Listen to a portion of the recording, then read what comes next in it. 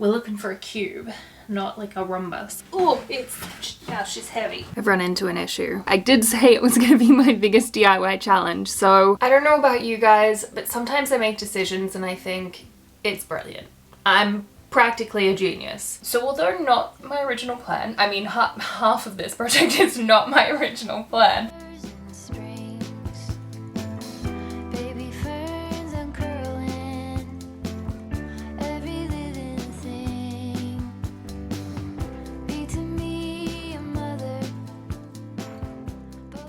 Welcome back to my channel, you guys. If you're new here, my name is Mahala and this is Ala Mahala. If you're not new, hello, how are you? Today we're going to be doing a DIY project.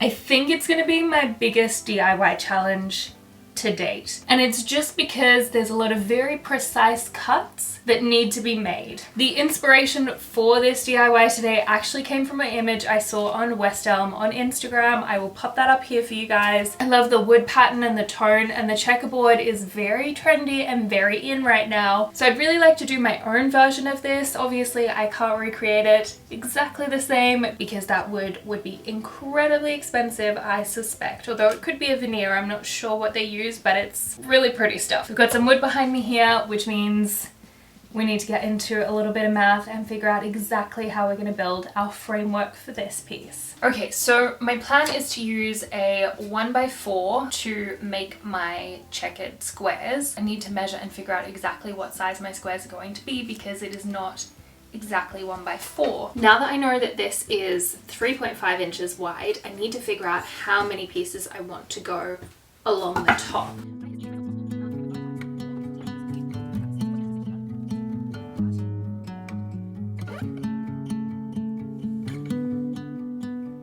I think we're going to go 17.5 by 17.5 for the top and see how that goes. So let's make these cuts now and then we can work on the rest of the body.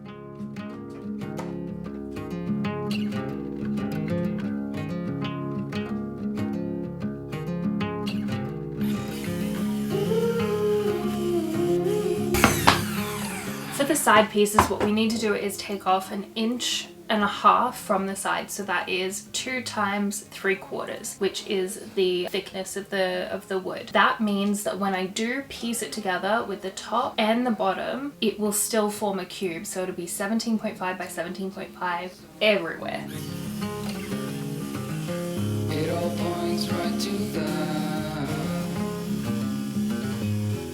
I managed to get a top and 2 sides out of what I have. I'll need to get some more of this wood from Home Depot as well as my 1x4s. So I need to work out exactly how much I'm going to need in my 1x4s. Go 5x5, so that's 25 plus 3, so 16 pieces. So I need an extra 12 pieces for the toe kick. So the total number of pieces I need is 153.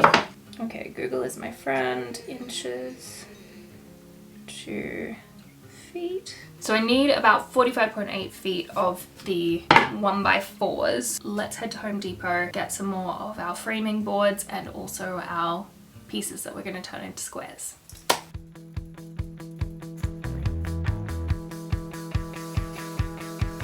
On the outside looking in, I really wasn't sure what I was getting.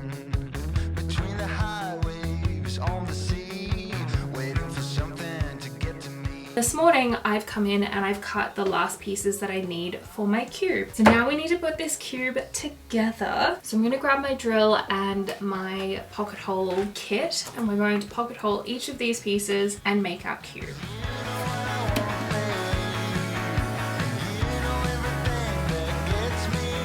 I've got these angle clamps that I'm going to use to help me. Now there are much better angle clamps out there. They do work well, but I think something a little stronger would be better. So to kind of help support that, I will be using my square as well, just as I piece everything together, because obviously we're looking for a cube, not like a rhombus or something.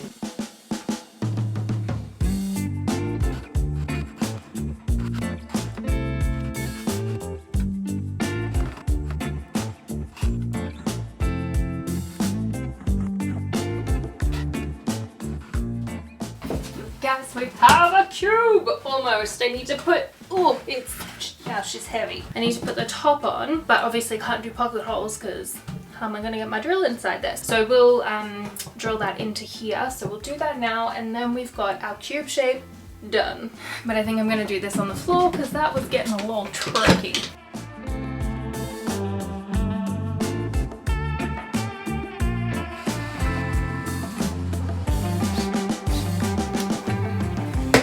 And we're done. That is it. We have our cube and we can start working on our checkerboard pattern. Quite excited for it. So we're going to start cutting out our pieces here, our little squares, which are about 3.5 inches by 3.5 inches. The first few that I do, I need to get a good angle cut, so I kind of have this waterfall action going from the top to the sides. So I think there's 12 pieces on the top that I need to do, and then I can basically fill in the gaps with the straight cuts. I think that's the easiest way to do it. I also changed my blade last night to a precision blade. It's got a lot more teeth, so there's 90 teeth on this, so I'm hoping it gives a really precise cut.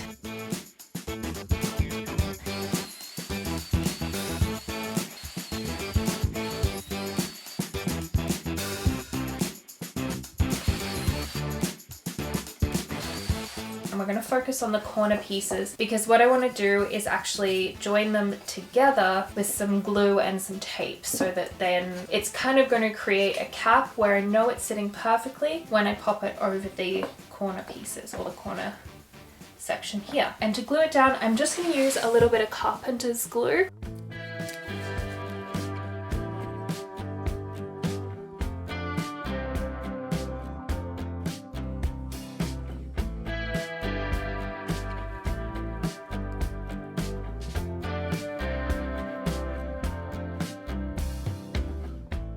I've run into an issue and I'm not sure if it's going to work out doing this way. I did say it was going to be my biggest DIY challenge. So essentially when I put these pieces together, they haven't 100% lined up. So you can see here, there is a bit of a gap, which, and there, that's probably a little bit more obvious.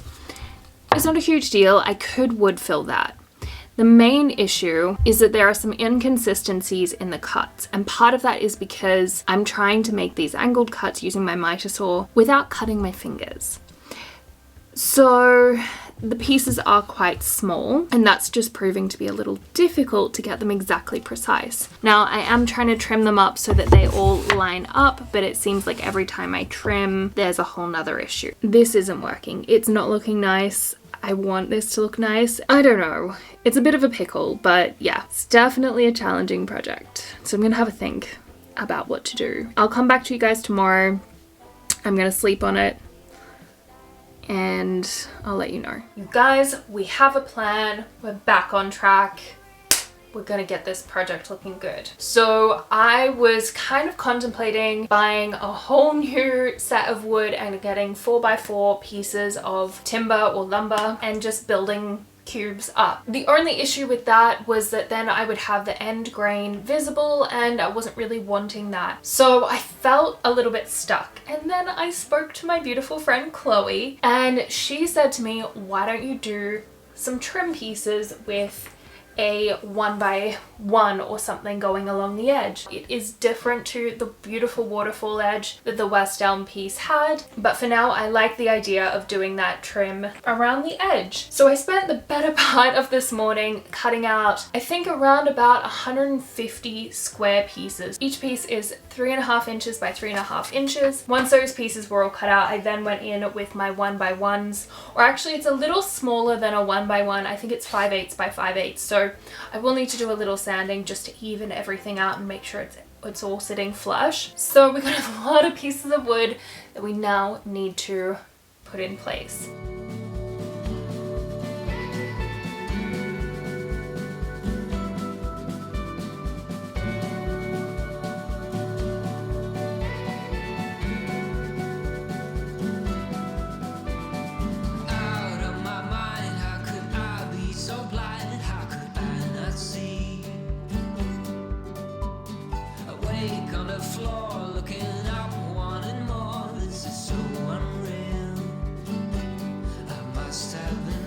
I don't know about you guys, but sometimes I make decisions and I think it's brilliant.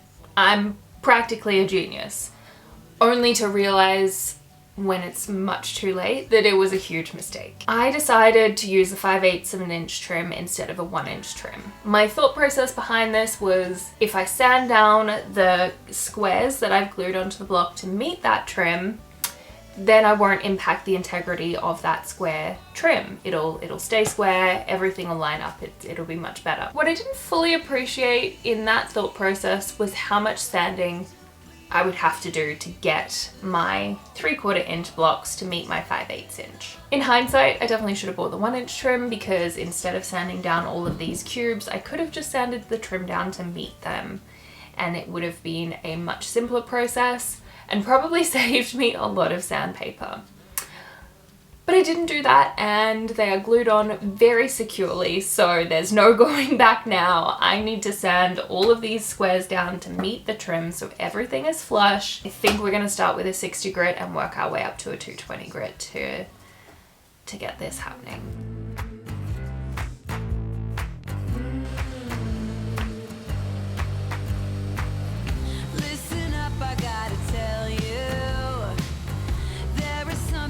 Should know I have never really liked you at all. I cannot hide it anymore.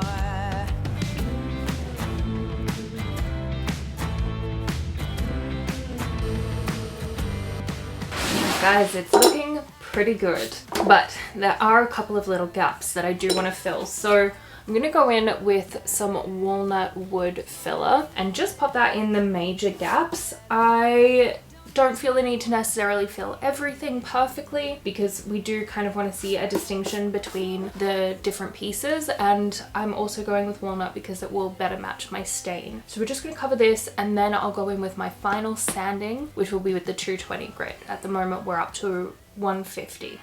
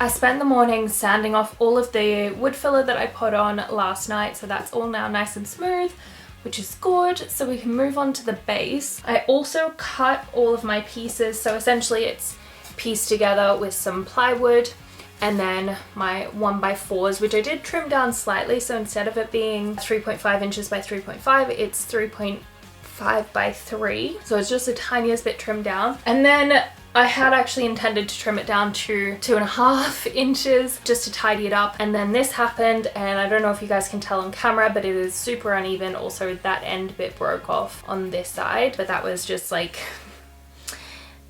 many things went wrong. So I will need to recreate this piece. I don't currently have enough pieces to do that, so I'm just using it as a guide to piece the other 3 pieces together, and then when I have the car and when I have the opportunity in the next couple days, I'll go and get more pieces of wood to recreate this. For now, we need to glue the 3 good pieces down and secure them with our pocket hole screws as well.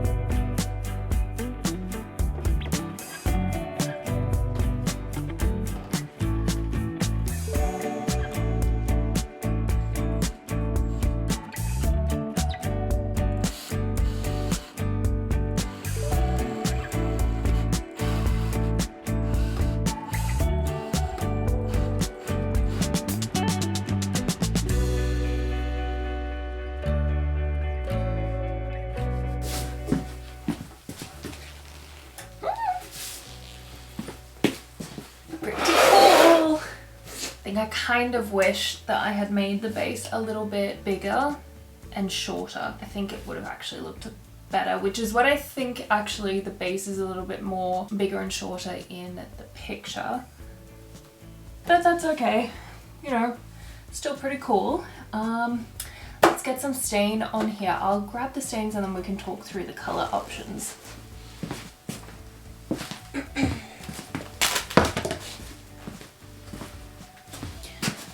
Okay, it's not really color options, I guess, it's more color ideas that we're going to use. So my original thought was to do this a little lighter, but I already had some stain on hand which was darker, so instead of going out and buying more stain, I figured that I would just roll with what I've got.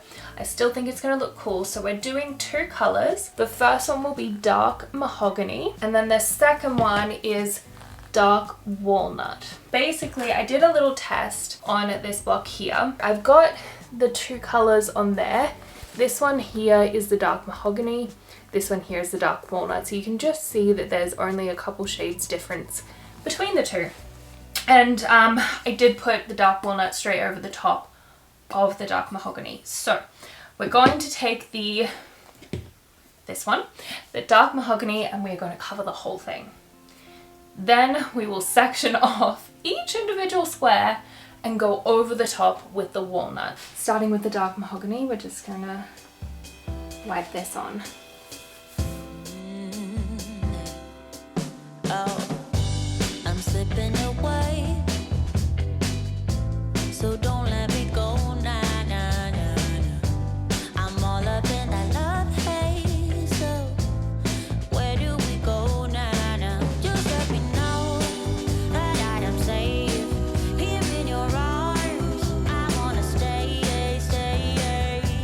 I'm slipping away. I think the more I think about it, the more I like this as one color. I think if I do the wood grain in the different directions plus the two different stain tones, I think it just drives home the point of its checkerboard a little too heavy. So although not my original plan, I mean half of this project is not my original plan, but although not my original plan, I think I'm gonna leave it as just this color, which is the dark mahogany. It's giving mid-century vibes, and I actually really love it as is. But let me know what you guys would have preferred or what you would have done if you're in my situation. Would you keep it with just the one tone as I have, or would you add back in that second slightly, you know, shade darker tone that I was originally planning to do? It's top coat time, and we're going with a Tough Coat by Fusion Mineral Paint. It is a matte wipe on poly, so we're just gonna wipe it on. I was thinking of doing a gloss coat, but I'm just hesitating a little bit on that because I don't know if it's the right move. I tend to stick with a matte or a satin finish, and a gloss finish feels, well, it feels glossy. So I think we're gonna go with the matte finish.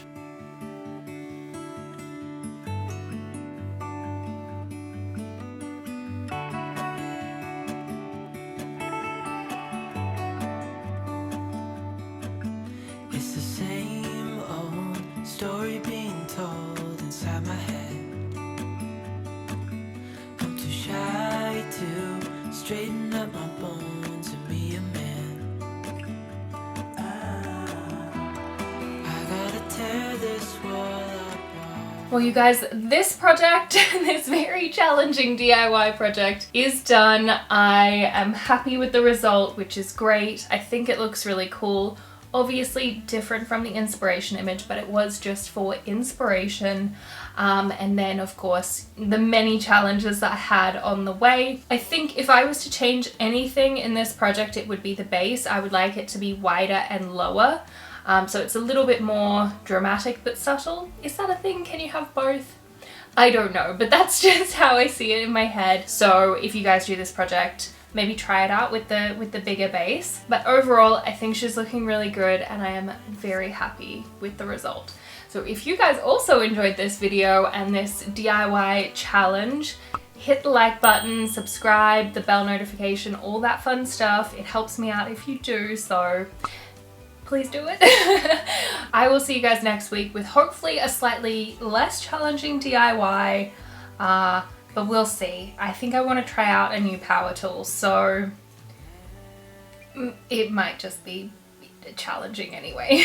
Until next week, bye. Do you guys want to know a secret? I only did one top coat layer. I need to do 2 or 3 more, so once I get this video out to you guys, I actually have to keep working on this project. But I wanted to style it and I wanted to, you know, get this video out to you today, so she's only got 1 layer of top coat on there.